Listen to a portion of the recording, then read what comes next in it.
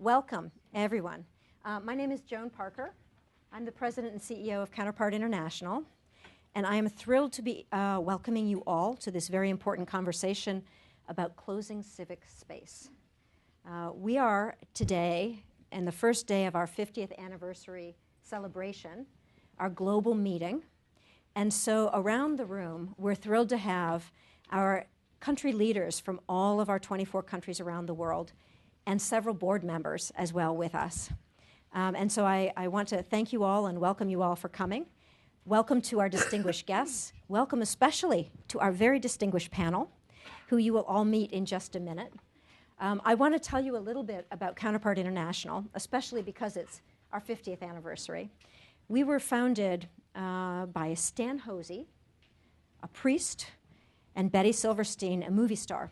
It's almost like a bad bar joke, you know. So, two Australians. And the two of them came together to work explicitly and exclusively in the South Pacific to rehabilitate, community by community, an area that had been basically abandoned after World War II. And in the course of their work, they really uncovered the crux of what is the Counterpart philosophy today, which is that local communities and local leaders and local organizations have to determine their own destinies and their own futures. And our job is to help them to do that. It's to catalyze their ability, their skills, their resources, their relationships, so that they can execute on their own agendas. And so that's what we do.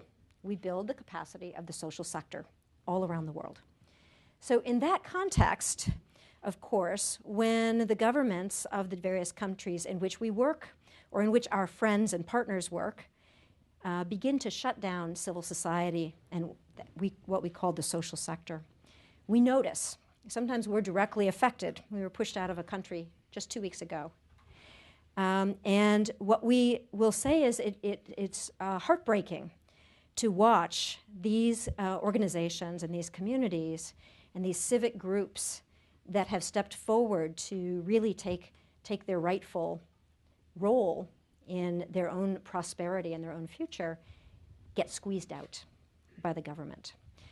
Just a few weeks ago, I guess it was about 5 weeks ago, we were all, many of us were in New York when the UN Sustainable Development Goals were signed by 193 countries. And of those 193 countries, roughly half have been noted by Civicus in the 2014 State of Civil Society report as closing civic space, as being on the aggression against civil society.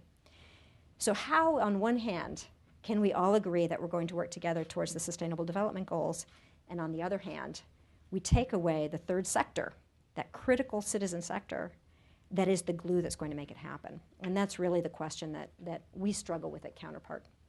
So today, we want to look for solutions. We want to look for answers to the extent that there are some. We have committed ourselves today at Counterpart to aggressively pursuing solutions for these difficult environments, where roughly 40% of today's population live, and to make it part of our cause to make sure that civic space and civil society has what it needs to carry on for those 40% of the world's population. As we think about Stan and Betty, our founders, I think that they would, A, be dismayed with what's happening in the world today, and B, urge us to carry on, and to be innovative, to be flexible, to be agile, to use technology, and to explore every means possible to continue to support this critical third sector, the social sector. You are going to be led tonight by Alex Sardar, who is the Senior Innovation Advisor for Counterpart International. And he is going to introduce our amazing panel. Alex knows something about repressive regimes and the impact that they have on the ability of citizens to build a better world. And he knows a lot about possible solutions. He is our leader in a great partnership with Civicus and USAID and Swedish SIDA in searching for a way to support civil society under repression from a distance. And so maybe he'll share a little bit of that with us today. So with no further ado, let me pass it over to you, Alex. And thank you very much. Thank you.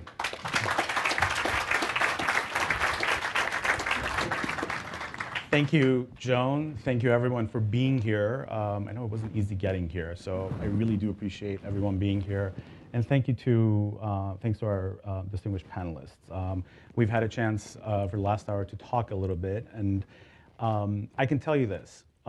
Each one of us, particularly our panelists, are passionate about this topic, passionate about how we're going to crack this nut of closing space, of this growing trend that is very seriously hindering our ability, our sector's ability to deliver badly needed services, badly needed solutions in the communities and countries where we work. So that's what's going to be our big concern tonight. Each of our panelists brings a very particular perspective, a very particular voice, and I can't wait until each one has a chance to share that. So I'll go through introductions once we get started with the panel. I do want to take a moment and just acknowledge why at Counterpart particularly, in addition to what Joan said, this is so important, this is so timely for us. In addition to finding ourselves faced with denial of rejection of registrations and serious clampdown on our ability to finance our partners and fund our partners through grants and so on. We actually are missing one of our colleagues, a colleague tonight who couldn't travel out of his country specifically because he's been working on civil society programming in that country, enabling, empowering women to have a chance at livelihood opportunities, right? And so it is a personal conversation for us. It is a very timely conversation for us. And just today, earlier today, Carnegie Endowment put out another article in the series of the Carruthers, Tom Carruthers articles about closing space and why this is not just another trend. This is not the flavor of the month in our sector. It is something that we need to be talking about, we need to be worried about, but more importantly, we need to be finding solutions to, because it is going to define the next half a century of how we're going to actually be able to work in our sector, in our industry, but also, more importantly, how human beings, how people around the world are actually going to be able to live. And that's the real story here, right? This is about people's lives, and so that's what we're going to be talking about. I do want to ask, given the nature of our conversation today and the sensitivities both around the questions and the themes and certainly the political sensitivities that are surrounding this issue, that we institute the Chatham House rule, which is we are not going to attribute any social media postings, any tweets or anything like that to any individual in this room. If you're going to be on social media, that's fine, but please do not attribute comments or direct quotes to folks who are speaking, either asking questions or on the panel.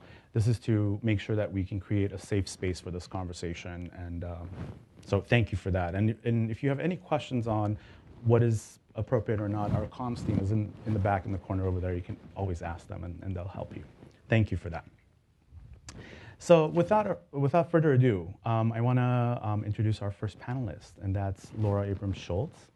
Laura and I have become somewhat of a traveling duo as part of a larger group, as we've been doing the Civil Society Innovation Initiative, which Joan mentioned.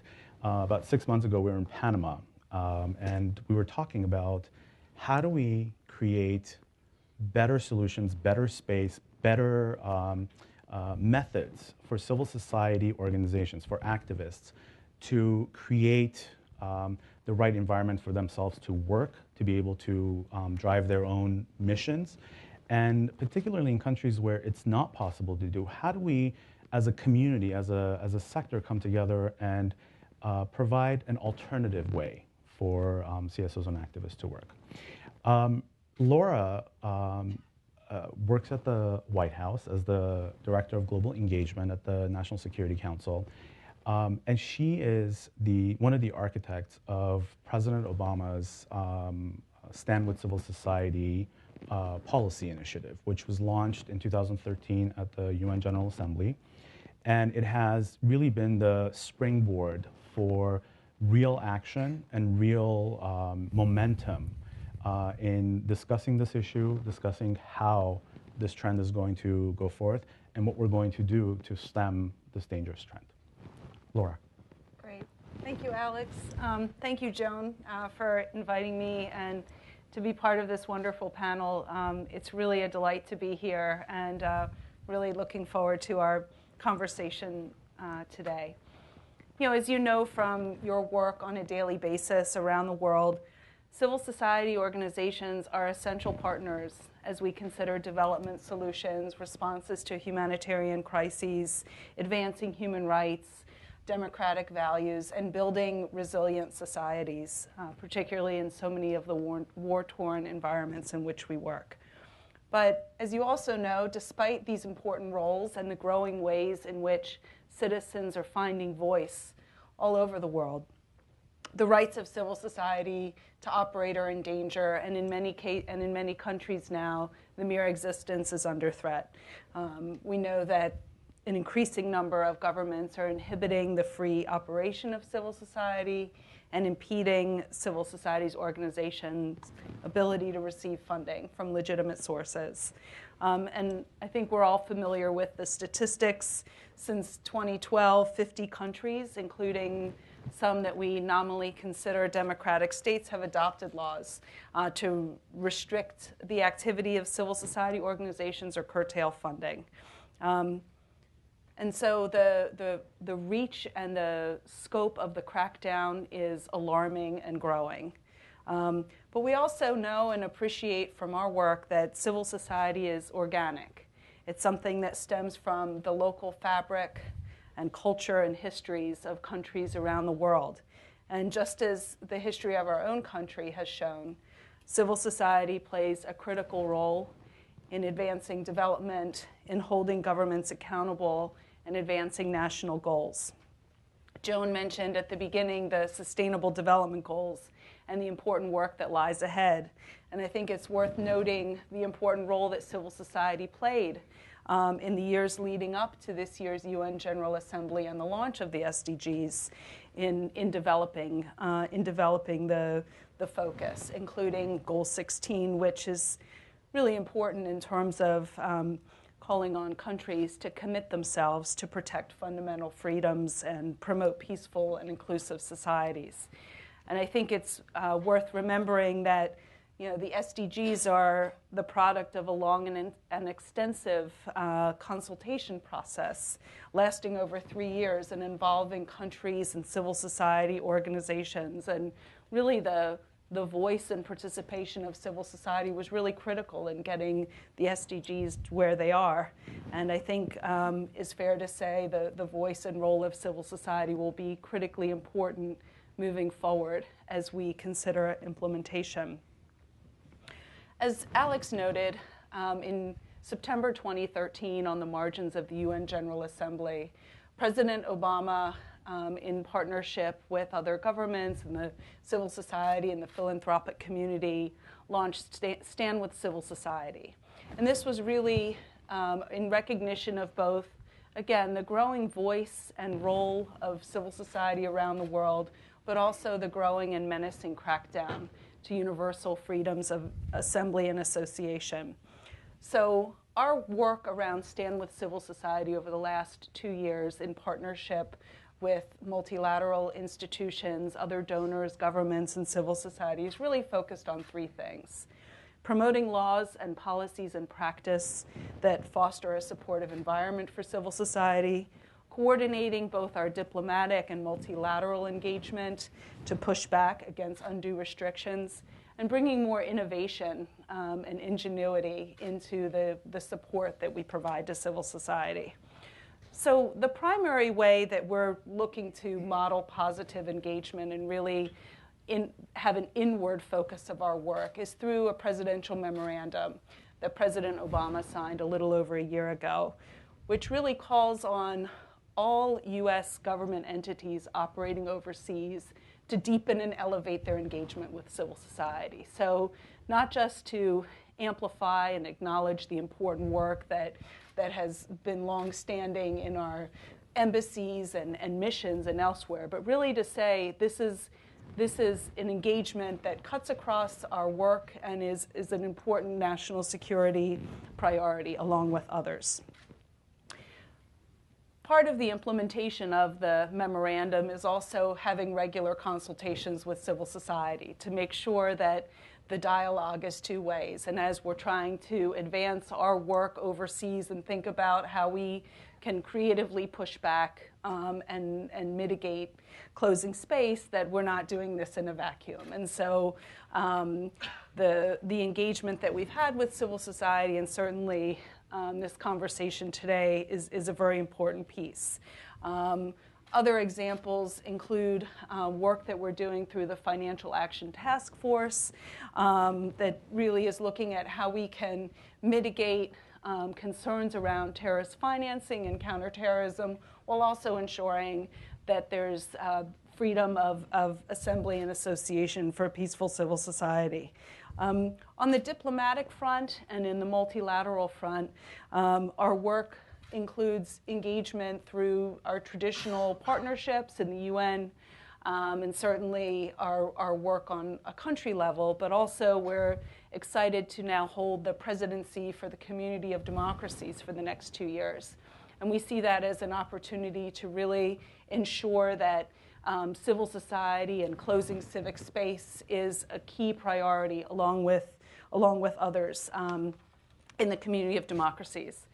Finally, and as Alex and Joan noted, our work has tried to focus on how we can bring more innovation to the support that we provide to civil society. And the Civil Society Innovation Initiative, CSII, which is innovative both in terms of a partnership with governments and private philanthropy, but also in being very deliberately bottom-up and co-created, an effort that really, to the greatest extent that we can, really focus on engaging a wide cross-section of voices from around the world, and really including both research and analysis as well as direct engagement to think about when we look to create new innovations and new support to civil society, how can we challenge ourselves to do so in a way that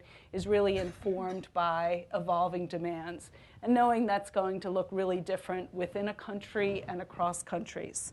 It's been really delightful to see how much work and investment has gone into this over the last year. And it's a really exciting phase now, the incubation phase of the CSII.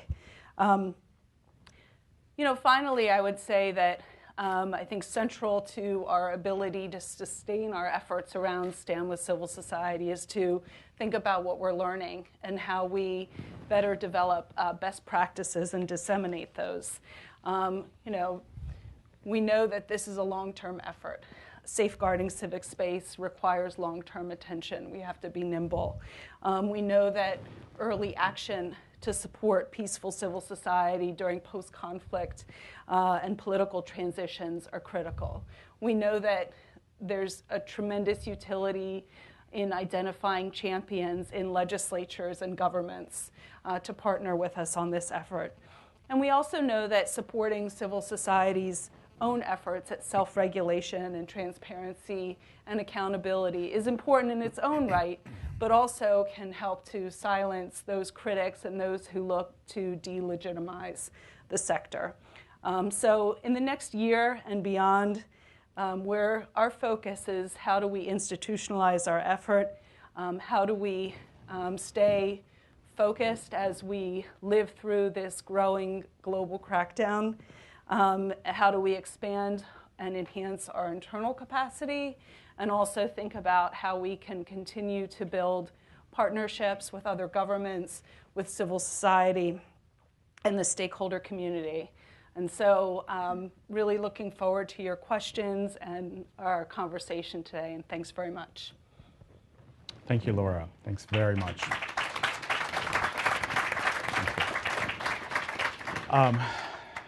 Thank you, Laura. Really appreciate the broad perspective and your ability to take this very complex set of circumstances and issues and kind of deliver to us what the administration is doing and how we're approaching it. One of the things I can tell you is the Civil Society Innovation Initiative, which Laura also mentioned, has really shocked us a little bit, because the US government, USAID, and the administration have really very deliberately taken a completely different approach, a completely different mode of soliciting ideas, engaging partners, and so on. And at times we're finding ourselves not knowing, are we dealing with USAID or are we dealing with someone else, right? And it's been really, really rewarding to be a part of that. So thank you. And I know you have a whole lot to do with that, so really appreciate it. Thank you. Our next panelist, Sana Yusuf, has a voice that, unfortunately, in the bigger conversation of Closing Space, we don't get to hear a lot, or voices like hers we don't get to hear a lot. Right now, we all know that the Syrian refugee crisis is at the top of every headline list, at the top of every Twitter list. But what we constantly forget is that there are individual names and stories behind all of those headlines. There are stories of lives affected, some temporarily, some permanently, and some in ways that we can't even imagine. Fortunately for us, we have Sana here with us to tell us the retrospective, the very recent story of her experience coming out of Syria, her family's history coming out of Syria. And what I've asked her to do tonight is really talk about her personal story. I know we all have perspectives on the current situation in the Middle East, but I do want to ask that we really focus on what that individual story is, because that, to me, to us, embodies this issue of why we need to be talking about Closing Space. Yeah. Sana. Thank you, Alex. Thank you, Alex, for the introduction, and thanks for Counterpart for the invitation and giving me the platform to speak up for my country and for my people, especially in this critical 2 months. It's been crazy for Syrian refugees. What brought me here to the US first was the opportunity to be engaged in an activity that has to do with civic engagement and leadership skills. And this is one of the State Department programs that bring people from Closing Civic Spaces to the US to be educated about leadership skills and civic engagement. And this is something I did not know about when I was in Syria. And even when I heard about the program, I heard it through a friend, and I was like, what does leadership mean? So because for us, coming out from Syria, the meaning of leadership is always connected to politics and to the president of Syria. So that's how we know leadership. And he told me, no, it's something different. You should look it up. And I was like, okay. When I heard about the program online, then I started applying. It was a secret process. I was not allowed to tell anyone that I'm applying to that program because it was against my safety in Syria because of the oppressive nature of the Syrian regime. I was lucky enough to be accepted to that program and being invited to come to the US on 6 weeks for leadership training and civic engagement. And I would say this was my first touch, or my first close touch with the with such activity. And then I came to the US on June 2013 after being in Syria for 3 years during the war. And it was I got here June 2013 actually. And just 10 days later, my dad got detained in Syria for being an activist anti the Syrian regime. And that was on July 2nd, 2013. And I would say that was the moment where our lives had changed, my family and I. But at the same time, bad things happen for a reason. because due to my dad's detention, I was not allowed to go back to Syria, and I had to stay here. And my mom and other two siblings fled illegally to Turkey. So being here, it was a challenge to stay here. I was granted political asylum, but that doesn't happen like very quickly and easily and smoothly. It's a very long process, and it's especially having to stay here without any resources in a new country, with knowing no one, having no family, and still like you have to deal with like what's going on in your country and with your dad and family and everything, and then having to survive. So, but I was lucky enough to be in DC at that time, and I met amazing people, and many of them, they are in this room, and they were great resources. They introduced me to amazing resources to empower myself without any financial support or anything. They would just give me the resource and like, you figure out how you can use it.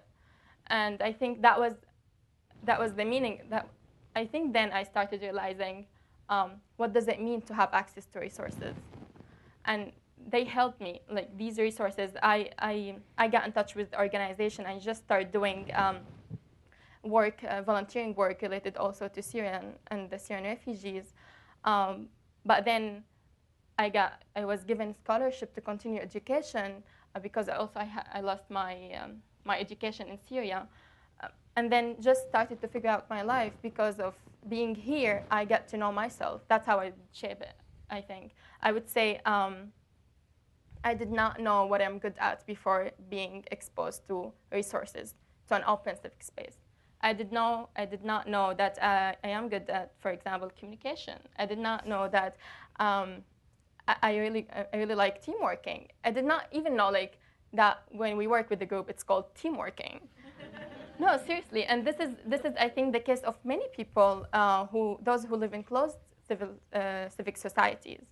And I think when I look back at myself when I just got here, and now I just realized that I really like now I know myself, I know my skills, I got empowered, I know my abilities, and my goals have changed. I did not aim I never thought of being in the U.S. first or like sitting here. I never thought this would ever happen.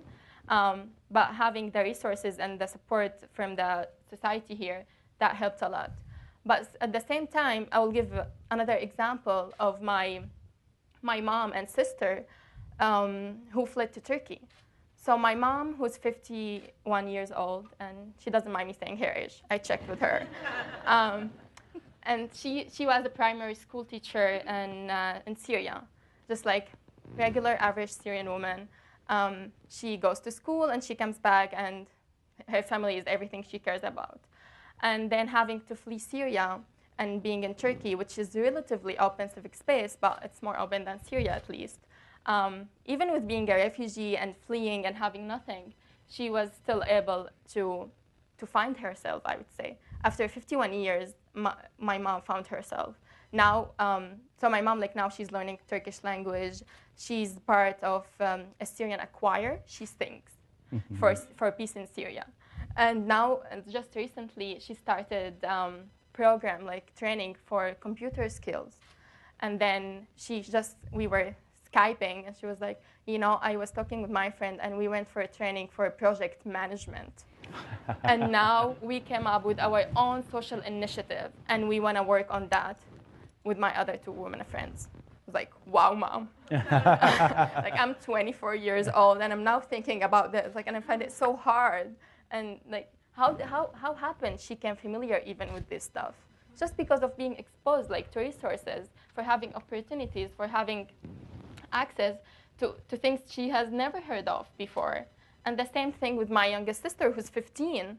And also, she doesn't go to school in Turkey because it's complicated. But still, she was able to form social initiatives with her fellow teenagers and just try to do work for Syrian refugees. So Syrian refugees are helping Syrian refugees just because of experiencing and having access to an open civic space that we did not have back in Syria. So I would end it saying, I think what brought all of us here is making the world a better place, I think. And by helping and empowering those who live in closed civic societies, we will make the world a better place. And thank you. Thank you. Thanks very much. Sana, at the risk of being too inquisitive, can you tell us where your dad is now? Well, we don't know. He got detained on July 2nd, 2013. It was Tuesday, and that was it. We don't know if he's alive. We don't know anything about him. It's been 851 days. We're counting days for that. Yeah. This is the, thank you. I know that's difficult to share, but that is the story of Closing Space. That is why we're talking about this and why it's affecting us so much at the human level. I know that we all have questions, both for Laura and for Sana, but we'll go through the panel and then we'll open it up for questions. Thank you. Julia Roig with Partners Global. Many of us know Partners Global as Partners for Democratic Change, PDC, a wonderful, powerful network of activists, of foundations around the world doing important work for many, many years already. I can tell you that Counterpart and PDC, Partners Global, go way back. We've been partners with one another for, I would say, about a couple decades at this point, collaborating in Central Asia, in the Caucasus, and Eastern Europe, and wonderful organization. And Julie and I, about a couple weeks ago, we were talking on the phone, preparing for this panel, and we got into this conversation of, we've invested so much into great people and organizations and resources that are already in the field. How can we, as a community, as a global community, make sure that we're not just chasing the new thing, that we're not just going after the next trend, but we're really reinvesting and using those resources and making sure that they continue having the ability to fight this big fight now. So Julia is going to actually talk about that today. Thank you. Julia. Thank you so much, Alex, and thank you to Counterpart. It's a pleasure to be with you all. Nice to go after Sana. I'm so glad that her voice is a part of this conversation and that real resiliency that she's both just exhibiting by being here and talking about it, but exactly the kind of people that we want to be supporting and getting behind and really acknowledging that they're the ones that are on the ground or here far away, thinking about those on the ground. And so really Partners Global for 25 years now has been really wanting to be the organization getting behind local leaders to create those structures and platforms and institutions to do the good work locally. And I was just reflecting on really even in the last 3 years how much we feel that our work has changed because of this trend. And so I was asked to both talk about how do we continue to stay behind what already exists, and really think just in very practical terms, like what are we doing right now as an international organization, but also as a network of local civil societies that really care about this issue and are confronting it on a daily basis. So one thing I was going to say is that in this sector, there's a lot of local NGOs over the last 20 years with support of the international community who have been out in front of human rights, democratic reforms, are really known as kind of the civil society activists. They've formed NGOs, they've gotten a lot of money from USAID and from others, and it's getting perhaps whether they're in Russia or other countries around the world where perhaps it's more difficult for them now to be getting funding. What's happening to them, even though they've had 20 years, and I've seen a couple of trends. One trend is to start thinking about innovation a bit more as a response to the closing political space, and to get really excited about social movements and youth-led activism and all of these kind of new, maybe sexy things that are going to really get more citizens involved in perhaps either a protest movement or to lead change from the grassroots. And I think part of the donor pivot towards those innovations have really caused a lot of rifts between those NGO activists that have been doing this hard fight for the past 20 years, and then some of these student movements that maybe there are not the close relationships between these two sectors. Part of it is maybe even some distrust from those NGOs because maybe it's just a couple of strong leaders. There's a strong founder. So we see a bit of it didn't work out so well with you all. We don't see you having deep constituencies. We don't want to go back to the same old. But now there's this great, really grassroots. Maybe they're not very organized officially, but we'll figure out how to get them money. And these sectors who really want the same thing at the end of the day have these wedges driven between them. So one of the very practical things that Partners is trying to do is just be a force for those coalitions coming together in those spaces. And when I say coalitions, it doesn't necessarily mean those human rights activists with the student-led movements that are, upset about maybe closing kind of internet access, for example. But really, how are you kind of opening up this group of more people to be interested in this topic in a country like Ecuador, for example, where maybe the kind of economic indices are high, but the closing space is alarming for those who have been working on it for 20 years, but maybe don't feel that they have so many associates to draw upon locally. And so we spend a lot of time just trying to build links between different groups and to, instead of saying, oh, not the same old 20-year-old NGOs that are just based in the capital, they don't really have the deep roots, we're trying to help them kind of make those connections with other grassroots organizations. And that was another perhaps kind of strategy that we have, is not necessarily to be working on the national front so much. We're not Freedom House, I guess I'd say. Thank you, Freedom House, that you exist out there in the world. But I do think that there's a real risk for putting people at risk now. So we're not necessarily having the strategy of a national campaign to draw attention to laws that need to change. We've gotten very local, and was so really supporting kind of an ongoing advocacy. And we want to say kind of just flexing the democratic muscle to the extent it can be flexed within an environment. And it doesn't matter if people are self-organizing around cancer awareness or self-organizing around animal rights, street animals, we'd like to get them off the street, self-organizing around things like, a national park or a reserve, your beautiful environment. And that we just find an excuse to get people to come together, to keep working together on something. And when and how that translates to any kind of pushback on policy, you kind of have to see what the right moment is, but so that those links exist within society, because I think that that's one of the strategies, we'll talk about a playbook in a second with regards to kind of autocratic regimes, is to break down that social fabric of people being able to organize themselves and trust each other and have those networks. So that's really, I would say, part of our central strategy.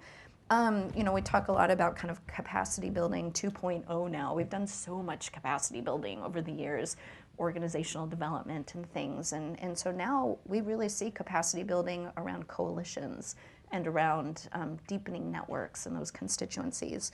And then the last thing that I'll say, well, two final points.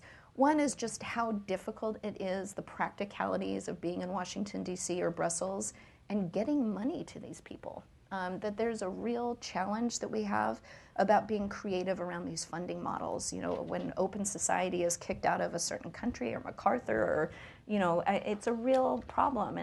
And that is where some of the innovation comes in, is, being very creative about getting funding to these groups that doesn't put them at risk. And I think that links with the business sector in particular, sometimes, a bilateral relationship between the U.S. government and a group doing work is not particularly helpful to have that kind of be addressed.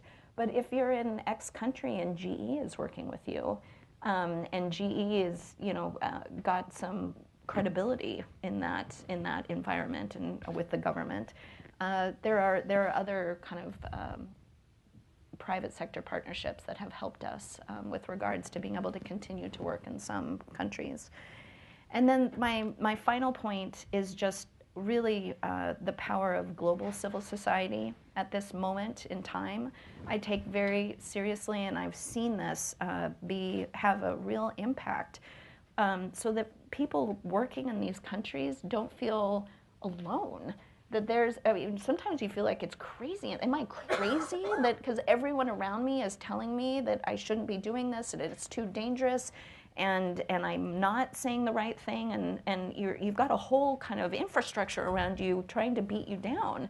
And so I think that both far beyond the technical support that we give our colleagues, it is the moral support. Mm-hmm. We are with you, and we are with you not just when we have a project together. We're with you, and I think that there's a real power when we get together with our colleagues within our networks, and they share with each other the real kind of problems and how they're confronting it, and just that there's somebody on the other end of WhatsApp to say, how are you doing? Mm-hmm. And that goes a long way, I think, right now. So we really believe in just maintaining constant communication and connection with those people that we're working with. Wonderful. Thank you so much, Julia.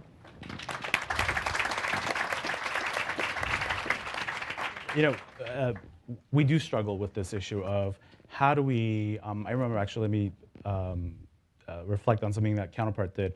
At the onset of the Arab Spring, we had some internal discussions at Counterpart of, we've done some work in the Middle East region. We work with some strong organizations. Now that these movements are starting, how do we actually connect them to the organizations? How do we connect them so that there is an absorption capacity in civil society to do this? One thing that we weren't quite crystallizing back then is the power of networks, the power of actually creating parameters around networks. And just a couple years after, or right around, a couple years after the Arab Spring, a book appeared called The Dictator's Learning Curve that showed us the other side of the coin of this debate, where networks were being tapped to push real, dangerous, extreme autocratic and authoritarian practices, right? And I was going back on Will's book a couple days ago, and the New York Times at the time had a line which I loved. It said, with any luck, people around the world who aspire to be free will find their way to this book, right? Because it is that good and is that poignant in terms of what the dictators are doing and talking about and how they're planning. And one of the things I asked Will to do is to give all of us a kick in the pants. And let me explain that. We're really good at creating echo chambers for ourselves. Civil society, if nothing else, knows how to talk and how to talk to itself, right? And it's good because we learn and we really do understand. We go deep into our issues. But there's a whole other world outside that we're trying to reach, react to, and solve. And I'm hoping that that kick is going to come from Will now. And I promised him to defend him. Yes. Well, I mean, that may be true, and thank you, Alex, for that very nice introduction. But I actually do enjoy talking to people just like you, very much. I wouldn't have a book without people like you, and many of the people that you're working with in the countries that you're working. So I wrote a book about the struggle between authoritarian regimes and the people who challenge them, and for the most part, this work was done, the reporting and the writing was done between 2009 and 2012. I turned in the manuscript at the very, I think, January 5th, 2012. And I spent time in many different countries, but I focused on countries I spent the most time in, which included Venezuela, Egypt, Russia, China, and Malaysia. And in each of these cases, I would spend time in these countries, and I would go and I'd meet with two groups of people. I would meet with people who helped perpetuate the system. That might mean meeting with political advisors. That might mean meeting with technocrats, bureaucrats, military, former military, cronies, you know these people. And on the other hand, then I would spend time with students and with professors and environmentalists and activists of all stripe, a slightly more ragtag group that generally doesn't like morning meetings. They generally like afternoon meetings, even better evening meetings, which works out great because you can really get all the government meetings in the morning and be very efficient throughout the day. And there were many things that I came away with from the experience. I will say that, and it was quite heartening, that in large measure, and this holds true even despite so much of the headlines and what we hear nowadays, that I ended up far more optimistic than I was when I began. I think in large part I had so many preconceptions and notions of who I was going to be meeting, particularly on the latter side, in that I thought I'd be meeting with sort of hopeless romantic types, and in fact they weren't really there, and that may be because they don't last long. But the people that I was meeting were people that were very savvy, very sophisticated, battle-hardened, and from all walks of life. And so in many ways, I feel like to some degree I could just reserve my comments to what Julia said times 10. I agreed with every single thing she just said here, in that these were people who, and I think it's very important to remember that this type of activism could come from anything. In fact, it indeed could be quite helpful if it's not political, particularly in the places where you're working.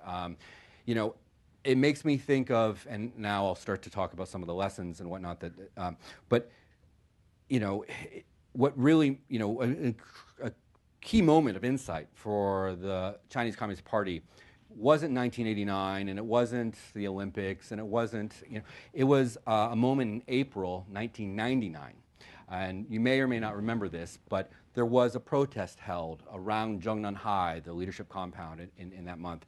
And it was a protest that was organized by Falun Gong. And Falun Gong protesters had assembled on a given moment, on a given day, around Zhongnanhai, and they sat around the leadership compound completely still, utterly quiet, sitting Indian style. It terrified the party. Because how was it possible that these people, who included students and engineers and housewives and businessmen from all over China, who'd assembled from distant parts of the country by train and bus and what have you, had somehow been able to pull this off without the government seeing this coming? And so the realization was that they had accomplished something which was precisely what the government deemed most dangerous, which is that they were breaking down the atominization of society, and they were forming linkages across groups. Now, they had a particular, mobilizing purpose or impetus in their religion, in their faith, but that immediately told the party that they were failing in really blocking this red line from being crossed.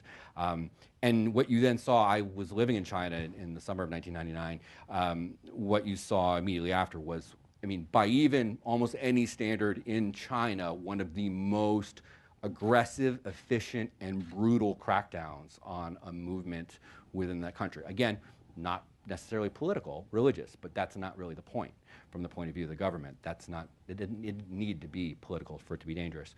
My fear is this now, is that I wrote a book about, in large part, about the sophistication of these regimes. And I think that sophistication continues and exists today. My concern is that the innovation on the other side isn't continuing at the same pace. Now, that's very easy for me to say. And I'm able to report from these countries and then return to Washington, D.C. I know from spending a great deal of time with people engaged in this work that it takes a great toll, and that it is very easy to sort of begin to look at things with blinders on. That said, when I was doing this, when I was traveling from one place to the next, I was a little bit more forthcoming with the activists about what my book was actually about than I was with some of the other people. It wasn't uncommon for me to have someone, have a Venezuelan student say, wait a minute, so where did you just come back from? And I was just in Egypt. Okay, well, these are the groups that we know are active there. Can you put us in touch with them? And I mean, I'm not unbiased. I was happy to facilitate these relationships and these conversations. I think that it's absolutely crucial for people to look beyond their immediate circumstances when those circumstances are not signs, moments of great hope, to find lessons and examples from others. It was fascinating to me. I have friends who know more about. They will have forgotten more about Egypt than I'll ever know.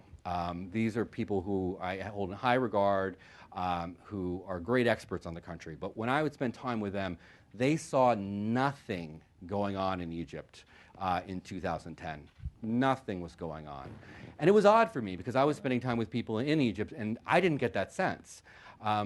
We have natural blinders on, and that can happen no matter from wherever we sit.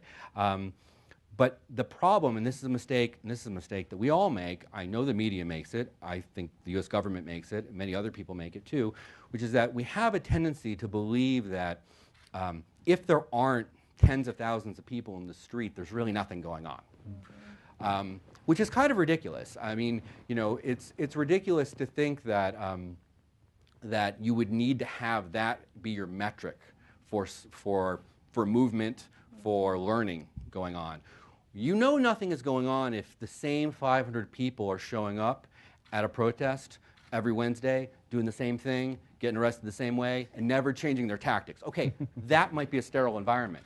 But what wasn't sterile in Egypt in 2010 was that fact that you had many of the same people doing things, but they were changing what they were doing. They were having their own small interventions in whichever way they thought could be meaningful, and then they were going back and they were revising. And when I was talking to young people in Egypt, they were very excited about what happened in Iran. And I said, well, you're about the only people in the world who are excited about what's going on in Iran. Because according to everyone else, it was an utter failure. And they go, yeah. I mean, their response was, well, yeah, I mean, the government's still, nothing changed in that sense. But, I mean, look at what they did. Look at this tactic, or we're going to try this. For them, this was a source of brainstorming exercise. And it was ludicrous to them to think that they would not open themselves up to that possibility. So what I think is really crucial is that this sort of innovation, this sort of creative thinking goes on without regard to borders or without regard to particular conflict. Because if you're not doing that, then you're really just, you're making it too easy on the other side. Now, it's, at the same time, I think it's important to, to sort of thinking about the learning that's going on. I mean, from the point of view of these governments, they have, I think Julia is exactly right, they have learned, and they have learned very quickly. As one activist put it to me, the best dictators compromise all the time. Why would you not do that? Because you can still achieve your aims as long as what is on the table isn't something that will somehow imperil my survival. Everything else is negotiable, because I still win in the end if we are just negotiating these things. And so you see that on the part of some regimes. You saw other regimes, obviously, that took the path of utter violence in trying to put down protests that have occurred and drew different lessons, which are in their own ways very costly. I think that in the immediate sense, you can take a place like Tunisia. Tunisia became sort of a poster child of what not to do. Note to self, don't educate the population, raise their expectations, and then not have a job for them when they come out and prevent them from emigrating while they become a huge percentage of your population. Don't do that. That might not be a good idea. So, that type of learning is going on all the time.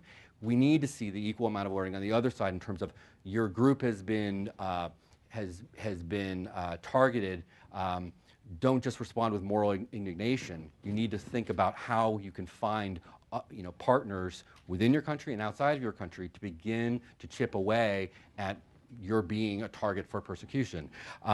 Now, it's at the same time, one thing that's obviously changed is that we see in many of these places a much more brash, brazen form of governance, and in many cases, we see an uptick in coercion or even violence.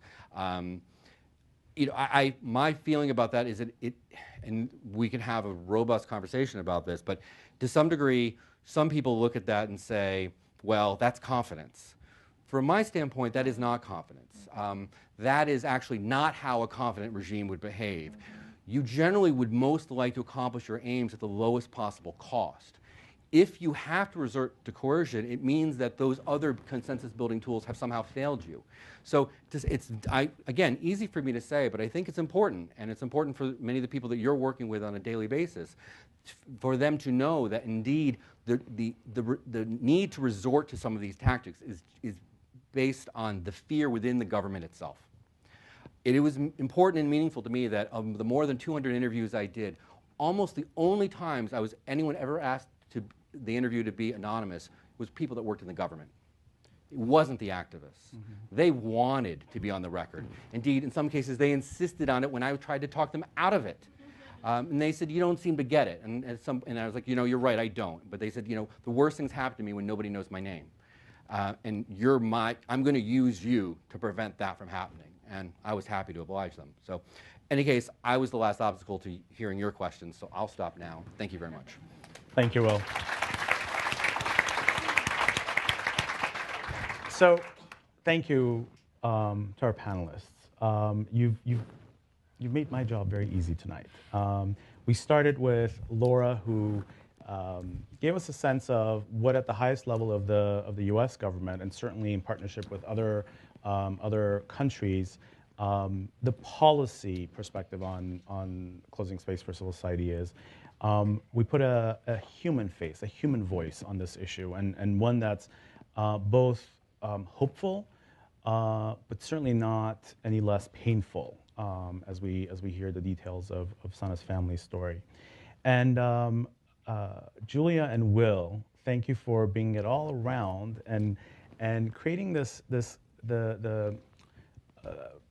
thesis, building the thesis of we've got to do a better job of learning, of connecting, of knowing where we're going to complement what we have and what we need to get into the echo chamber or into what we're trying to do. One thing I want to come back, and I'm going to open it up for questions. I'm giving you about 30 seconds for some thinking time. And if you have questions, please raise your hands. And we've got a roving microphone, and it'll come to you. I do want to come back to the panel just for quick reactions. Counterpart, and Laura's been part of that. Counterpart's been on this global workshop series tour, listening to civil society organizations and activists, talking and planning and designing solutions for our issues, for these issues. And there's this quiet tension in everything we do, and that is the tension between is the idea of open civil society a value, a system of values that is being imposed on societies, as President Putin might like us to think, or is there a policy, a development argument for why civil society needs to have the space to work? And we've heard bits and pieces of this, but I'd like to just maybe ask each of the panelists to spend 30 seconds in responding. How do you feel from your particular vantage points? And Laura, if you can get us started. Sure, absolutely. I think a couple of things. First, we'd say, we look at it in the framework of these are universal rights and values: freedom of association and assembly, Universal Declaration of Human Rights. These are rights and principles around which there's a global consensus, and so that's a critical grounding point. And we look at our own history. We look at the history of countries around the world where civil society has had a voice and a role, whether it's in development, whether it's in strengthening governing institutions, whether it's in education, and the countries are more prosperous. And so I think for us, there's no question that the more space you give for civil society to have a voice and a role, and civil society in the broadest sense, the more prosperous and productive and valued citizenry will be. Great, thank you. Sana. I would say that each state has components, the government sector, private sector, and the civil society. And having just one sector operating just naturally, it doesn't make sense. We have to work all together to fulfill the needs of all of us. So having just the government sector operating, that definitely isolate the other voices. Thanks. Julia? I would probably just remind ourselves that civil society isn't even really a monolithic thing, right? I mean, so when we say like civil society, we don't really mean like the NGOs working, for, freedom of the press.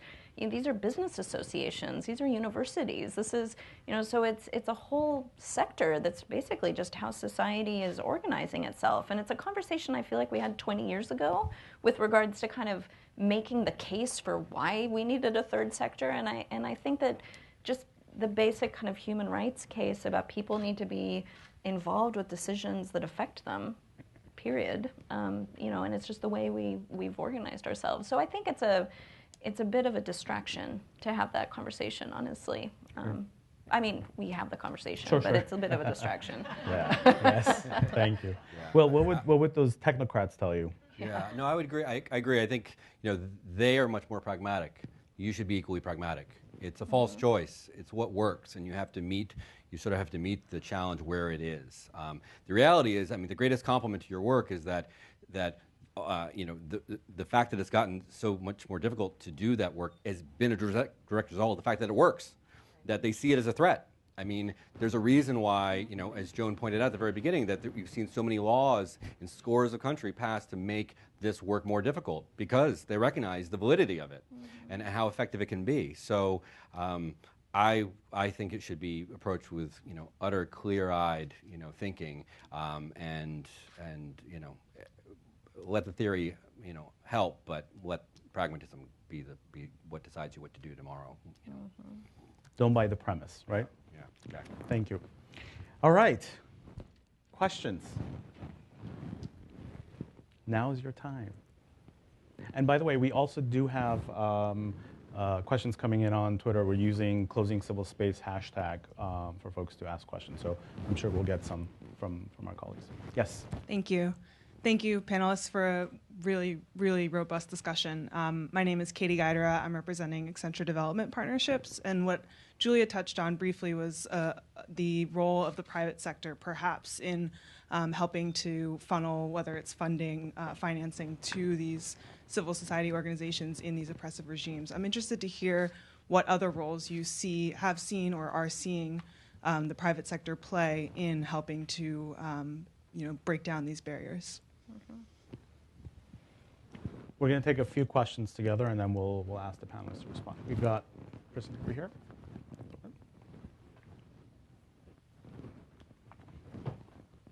Hi, again, thank you also for being here. And I wish we had all day with such different perspectives as well. My name is Rabin Pasha. I am formerly Middle East Senior Advisor at USAID and also an Iraqi Kurdish refugee who came here. So I very much appreciate and applaud you, Sana, for sharing your stories with us, which I think are so critical. And I'm founder of Social Development Horizons, working with social entrepreneurs and entrepreneurs in the Middle East, especially in Iraq. And very much in line with the prior question, I would love to hear, you had spoken about the capacity building and capacity building 2.0. If maybe we could speak about the collaboration 2.0, and one side of that being with the business sector, and also how we could tap into the spirit of creating and advancing private sector, entrepreneurs and social entrepreneurs, as a way to express and work in the limited spaces that some of us and some people in many, many countries don't have the space to work in and bring their voices out. Perhaps also for the for White House and the broader policy perspective, I'd love to hear of how that collaboration 2.0 is related both across government horizontally and then vertically speaking when we talk about countries and people in such countries. What about the diaspora community and the aspects that perhaps the White House is tying all of that together in our democracy and foreign policy and national security? Thank you. Thanks very much. Perhaps one more. Yes, got Megan. Hi, I'm Megan Haddock. I'm from the Johns Hopkins Center for Civil Society Studies, and I have 12 questions, so but I'm going to try to summarize it into one big long question, touching at the end on what Julia just said about the diversity of the sector. But I wanted to thank you, Laura, for your mention of the SDGs and the important role that civil society played in developing the SDGs. I've been watching them closely and participating with volunteer groups, which I would put into civil society there. And I think that where the rubber is going to meet the road is not just in the development of the SDGs, but how they get implemented, and ensuring that civil society is part of not just the adoption of the SDGs, but in the implementation, participation, monitoring, and review of the SDGs. And when I think about how that's going to happen, the way I think about it is integrating, infiltrating policy and process planning at all levels. And part of that will be in measurement.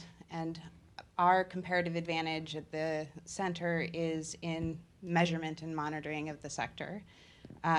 And what we have been doing is infiltrating the statistics agencies to produce official data on civil society. And I've been a little bit surprised that the measurement of the sector itself is not part of the SDG monitoring, which civil society and volunteer groups are going to be playing major roles, and yet there is no method for monitoring whether or not they're able to actually participate.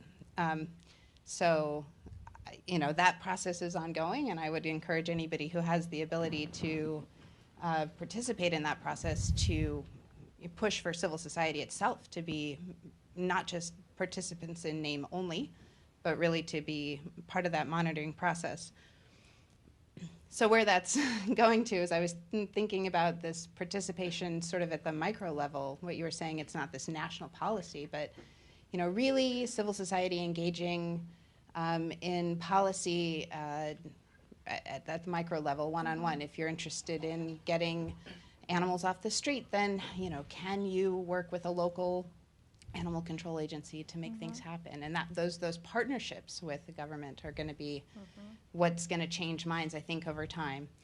So where that leads me to is thinking about whether or not there are contradictory trends within civil society. And I wondered, Will, when you were in Russia, for example, did you see this? I've heard, for example, that while there's certainly closing space for the activist part of civil society, for the advocacy and political movements, there is some opening space for service provision organizations. That there are small grants being given out at the local level to service providers. So this is where my question ends. But are you seeing any contradictory trends between service providers and advocacy? And what are they, and can you describe them, and what does that say to you about civil society as a whole? Thank you, Megan. So let me turn to our panel. I'm going to ask Julia to start us off on the private sector question, and then we'll go down the line. And then Will, I'm going to ask you to talk a little bit about. You and I talked about gongos and pongos and so on, and I think there is a little bit of that question in Megan's question, but overall, whether there are trends within civil society that we need to pay attention to. Julia. Yeah, like you, I could go on and on with regards to all of the different questions that came up, taking notes. But okay, so with regards to private sector. So yes, actually, when I was talking about kind of coalitions being kind of an important strategy, the private sector is absolutely a part of that coalition building. And it's not just multinationals, and it's definitely not just for funding. It's about access to different constituencies, again, who have different connections within government, and trying to bring different people together, like-minded people. So once again, there are companies do better in an open society that is transparent, for example. So you can really convene a lot of private sector folks around the transparency agenda. What we found, however, is again, we can't. These companies are doing business with these governments, and so you're not wanting to be too politically risky. So some of the ways that we've done it, for example, is starting out a transparency discussion with the business community and a couple of NGOs who work on transparency to talk about transparency of their social investment, just to start there.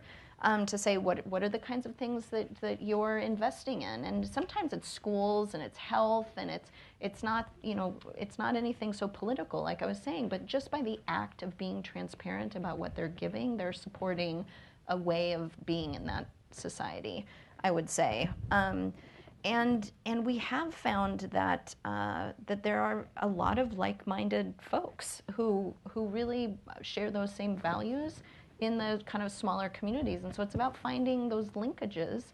One thing I did want to say, though, with regards to kind of entrepreneurship, I feel, I mean, we're all jumping on board on the entrepreneurship bandwagon, right? We see this as a driver for change. I don't think that just purely economic development is going to be what brings about the change that we want, though.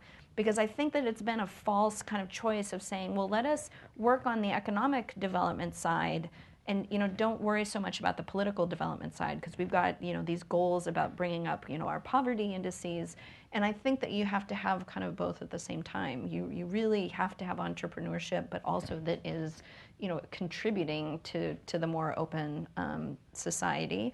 And what we've been trying to do is demonstrate to the business sector there's a way of doing that that's not so risky for them, and it's by fostering kind of coalitions. By saying, let's just get a group of people around X policy, and that you help us kind of support that and bring those groups together. And so I'll stop there, but I have a lot to say with regards to these contradicting trends of service providers and advocacy, but I'm going to wait maybe till the next.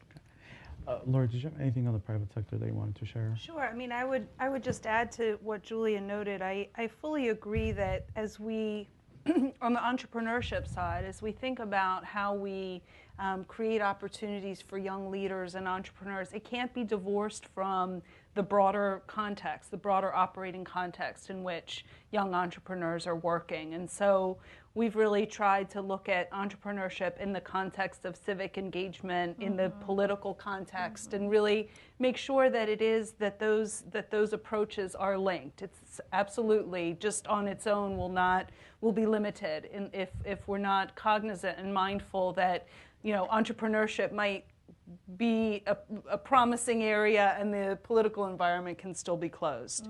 I also think as we consider how the closing space issue is getting more acute and worsening, it may also begin to affect private sector as well, and freedom of association and freedom of operation for private sector too. And so I think as we consider who are the stakeholders and what are the roles that private sector play, in addition to the critically important one around resourcing and partnership, it also might be around these policy issues and how to navigate when there's the growing concerns around closing space. I would just add as well on the kind of capacity development 2.0. I think one of the things we've been thinking about in the Civil Society Innovation Initiative is, on the one hand, how to acknowledge and amplify the tremendous, resources and capacities that are already there, whether that's tools, manuals, people, a tremendous wealth in which there's been a tremendous investment. But we also, believe and see that there's an unmet demand in terms of particularly civil society leaders and activists working in closed spaces, whether that's the need for more legal help or the need to be able to better kind of navigate or preempt when a bad law is coming down the line. And so I think that's a place as well where we should challenge ourselves to think about how to broaden the support around that, private sector, diaspora, other communities who can really be part of this as well. So I'll I'll stop there. Thank you, Laura. And I can share with you, if I may, as part of the Civil Society Innovation Initiative, the one thing that's coming through in our conversations around the private sector is the way the private sector plans, executes, and innovates, which doesn't necessarily jive with how civil society organizations do it, or how donors are asking civil society organizations to do it. And so that's a big piece of learning that we've had over the last week, so a few months. And so I think in line with what you were saying, Laura. Will? Yes, I mean, I would say, first of all, I mean, beyond just Russia, I think almost everywhere that I've gone, both during the time that I was writing the book and subsequently, providing services is a wonderful sort of intervention point in maybe oftentimes the last intervention point that's still left for civil society groups. Maybe at some point it becomes too difficult for people from the outside to work with some of these groups, but in some instances that isn't the case. I think the logic there is kind of obvious in some ways, that there are certain goods and services, there are certain things that in a pure sense, if we think back to sort of how civil society actually begins in many places, that the government still needs help with. And they are willing to turn a blind eye to that type of work because they need that. They know that's a flank that they're exposed on and that they may be held accountable for it. So, at a time in China where you see so many, it's become so difficult, near impossible, to advocate for certain issues, the environment still remains something that you can get a little bit of leeway with, because it's something that the government realizes is a desperate problem that they haven't done a very good job of addressing, and that is of a great concern for the public at large. This is even can be true for more open places, but I think to spending time in Venezuela, where you at least had some opposition parties, maybe not robust, maybe not particularly successful in all respects, but they understood that providing services, at the end of the day, that's really all the person on the street cared about. They don't care about your politics. They just want a better life. And so, I toured a elementary school that was in a government-controlled area, except for this particular little area was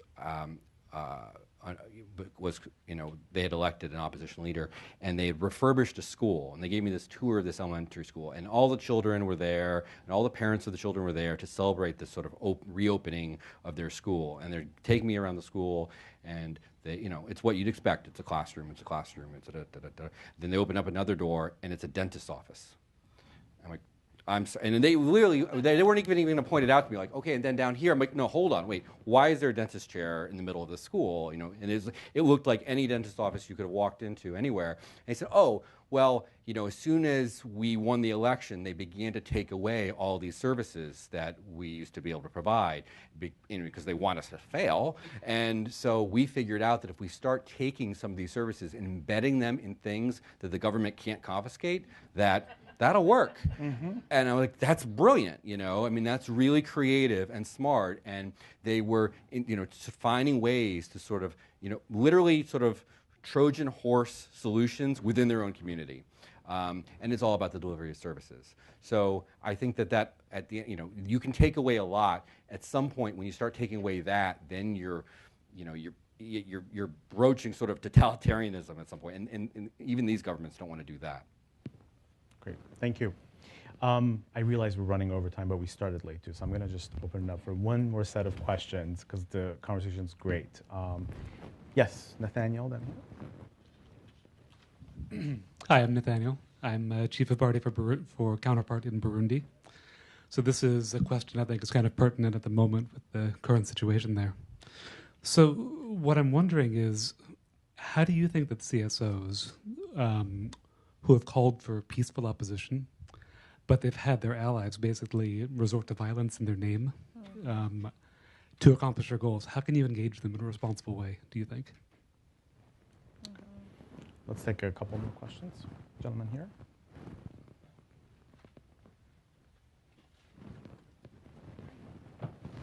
Right here. Thank you. I'm Ben Barber, and I write for Huffington Post, but not allowed to use the names. I'm going to follow that rule. And I did work for USAID for 7 years as a senior writer. And what troubles me is, let's say, in Afghanistan, where we were training midwives and we were doing lots of work, the girls can't walk the streets because they'll be kidnapped. They'll be married to some old mujahid. And are there, in a larger sense, are there some cultures that are unable to provide enough safety, enough security for democracy? I mean, democracy is basically in your face. You know, people have asked me in some countries, but you still can't tell a president a liar. Said, hello, Nixon. Mm-hmm. And people call Obama a liar, but in their culture, they can't do it. And maybe we should, and maybe we have created a lot of problems by encouraging people with the Arab Spring. In Burma years ago, we encouraged them to rise up, and then when they rose up, they were mowed down in front of our embassy, and we could not help them. Thank you. I'm going to ask Sanat in a minute to respond to that question. Let me just see if there is another. Yes, Ray? Hi, I'm Ray Short with the ISC Project. This question is mostly for Sana, but it could be answered by any of the panelists, and that is, what, if any, degree of influence do you see the Syrian diaspora having on civil society, namely because such a large percentage of previously politically active Syrians have left the country? Sana, I'm going to come to you, if I may rephrase Mr. Barber's question. Is there ever an argument from your personal experience that perhaps some of the freedoms that we're talking about, some of the liberties that we're talking about, is not well suited for a particular culture? Some might make that argument for Syria, and so it'd be interesting to hear your perspective on that. I think we just tend to call them Western ideas, but they are just the human rights ideas. I think like the freedom of speech and having like the platform to speak up like your opinion politically or about any issue in your community, it's not something leveraged, like it's something everyone should have. So, and I don't see it as a Western idea. And I think when we started the revolution in Syria, we definitely were not inspired like by Western models. It's just something it's a need. We discovered we need the freedom. And people revolted for different reasons, but in general, we had no freedom on any level. So that's why we revolted. And I don't think we knew there's a price we're gonna pay. All of us, we knew this. And I think like really few maybe regret this, but I don't think we regret it at all. Okay. And just coming back to Ray's question before we move to Nathaniel's question, what is the role of the diaspora, the Syrian diaspora, particularly in recent years with the exodus from Syria, the forced exodus? I mean, so now I would say especially Europe is facing the Syrian diaspora, and even Turkey now, Turkey and Europe, and it's something you can't escape from. So I would say like we should really try to take advantage of these people in a good way, like empower them, because all of them, they are, I think many, I don't want to like generalize that much, but many are people who in need, and they are willing, and they want to be helped. So just trying to empower people and give them resources that will help them discover their skills and empower them so they can benefit these communities that they are going to be living in for the next, I don't know how many generations. So if we empower these people, the problem will be reduced. The other community, the hosting community, won't feel that these Syrian refugees are a problem. They would feel them like people producers, people who are adding value to these communities. And perhaps connecting them to what's happening inside Syria so that they can have an added value to that fight. Nathaniel's question on peace building and peaceful transitions, while some of the CSOs, some who are calling for those peaceful transitions, are actually being supported by violent extremist elements in a society. Any of the panelists? I don't know if there's any particular opinion. Laura, do you want to? Well, I mean, you know, unfortunately, I think there are a lot of situations right now where we're seeing this dynamic, and I think, you know, the imperative to focus on the role of peaceful civil society is paramount. But it's very challenging when that voice is muted. But you know, I think that needs to continue to be the focus. But it's very hard when the daily reality is one where people are seeing violence all around them, to be able to figure out ways to transcend that. It's very sobering and very humbling. Mm-hmm. Thank you.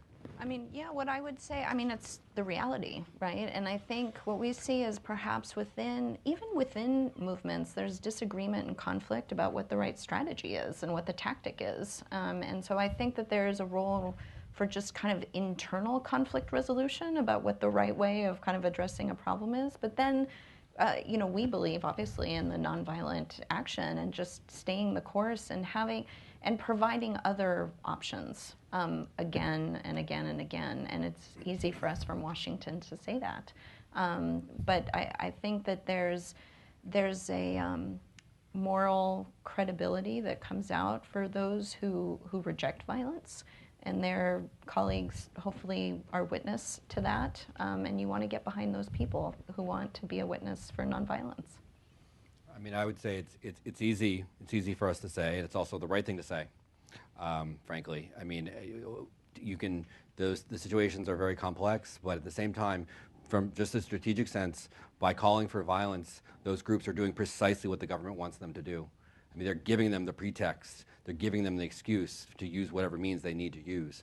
So why would you possibly choose to try to confront an enemy in a forum or with tools in which they have a monopoly or superiority? You wouldn't. It's foolish. And so I think that's right, that this sort of internal conflict resolution has to happen, and so that they can move forward in a unified way and based on the numbers actually raise their probability of success. And they're going to do that by acting nonviolently. And until they recognize that, I don't know that you can engage them. I'm fortunately not a policymaker, so I don't have to. Thank you. Thank you, all of you. We're well over time. And I know we could go on for a few more hours on this conversation. Luckily, we're all going to stay around and have a drink together. And so hopefully we'll have a chance to continue the conversation. I want to thank all of you. I want to thank our panelists for taking time out of their busy schedules, for Sana for traveling from upstate New York just to be here for this panel. Thanks for inspiring us. Thanks for challenging some of our conventional wisdom around this stuff. Will, thanks for the kick in the pants and doing it gently, didn't hurt too much. But more importantly, as we walk away from this conversation, and we're going to go back to some of us, our country offices, some of us are our desks in Washington, D.C. and Arlington and so on. This is a real issue. This is a real challenge we're facing. I remember a couple months ago, a colleague from the Open Society Foundation said, folks, we can sit around and talk about this all we want. This is defining civic space, the way citizens are going to engage globally for the next century. And if we don't engage, if we don't start coming up with solutions and doing things differently, we may not be even having this conversation in 50 years. And so in keeping with Counterpart's theme of 50 Forward, this is a big deal, and we're going to have to solve it together. Thank you very much for being here tonight.